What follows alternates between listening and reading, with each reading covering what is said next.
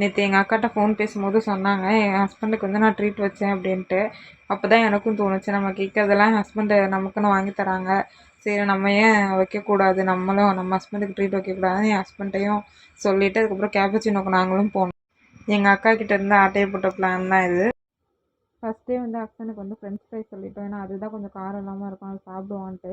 அது நானே என் ஹஸ்பண்டும் அவன் பேரை சொல்லி கொஞ்சம் ஃப்ரெஞ்ச் ஃப்ரைஸ்க்கு மேலே அந்த ஸ்பைசஸ் போட்டிருப்பாங்களா, அதை மட்டும் அது வந்து அவன் கையில் ஒட்டியிருக்குன்னு அவங்க அத்தா வாயில் அப்படி விட்டான். அதுக்கப்புறம் பீஸா ஆர்டர் பண்ணியிருந்தோம், டபுள் சீஸ் சிக்கன் பீஸா. நானே என் ஹஸ்பண்டும் வந்து 2 பீஸ் சாப்பிட்டோம். ஹஸ்பண்டுக்கு என்ன ட்ரீட்டுன்னு சொன்னேன், இருந்தாலும் நம்ம வாயை பார்த்துட்டா இருக்க முடியும். அதனால நானும் கொஞ்சம் அதில் பாதி பாதி சாப்பிட்டுக்கிட்டேன். அப்புறம் அமெரிக்கன் கோல்டன் கார்ன் பாஸ்தா வந்து சாப்பிட்டோம். எல்லாமே செம்ம டேஸ்ட்டாக இருந்துச்சு, பட்ஜெட் ஃப்ரெண்ட்லியாக இருந்துச்சு. கேப்பச்சினோ பார்த்தாலே எனக்கு வந்து என் மேரேஜ் தான் ஞாபகம் வரும். ஏன்னா கேப்பச்சினோ பக்கத்தில் இருக்க பரத் மஹாலில் தான் எனக்கு மேரேஜ் ஆச்சு. அதனால் அது பார்த்தாலே எனக்கு அந்த ஒரு ஞாபகம் தான் வரும். அப்புறம் பெரிய பெரிய சிக்கன் ஷவர்மா சாப்பிட்டோம். சாஸ்லேயே ஹார்ட் போட்டு அம்பு போட்டு என் ஹஸ்பண்டுக்கு இந்தளவு வந்து அதிகம் நான் சாப்பிட மாட்டேன். என் ஹஸ்பண்டை நான் தான் கம்பல் பண்ணி சாப்பிடுங்கன்னு வாங்க வச்சு அப்படியே நானும் சாப்பிட்டு அப்படியே கடைசியாக வந்து மொஜிட்டோவோட முடிச்சிட்டோம்.